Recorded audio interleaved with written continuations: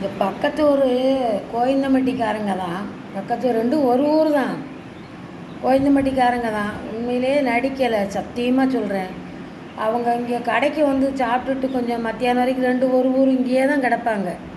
எவ்வளோ வசதி உள்ளவங்களாக இருந்தாலும் இங்கே வந்தால் போகாமல் கொஞ்சம் வேலை இல்லைன்னா சத்த இருந்து தான் போவாங்க.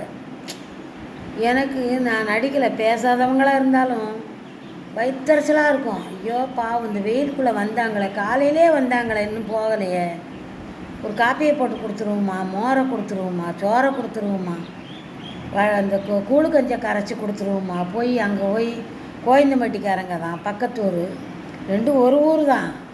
இங்கே உட்காந்துருந்தாங்கன்னா என்னப்பா கொஞ்சம் கஞ்சி இருக்குது கரைச்சி கொண்டு வரட்டான், சாப்பிட்டியா சாப்பிட்லையா, எப்போயே வந்தியப்பா, காலையிலேயே வந்திய, நேரம் வரைக்கும் இருக்கே, இந்த வெயிலோடு போகணுமே அப்படின்னு பெற்ற பிள்ளை தாய் கூட அப்படி கேட்க மாட்டான்.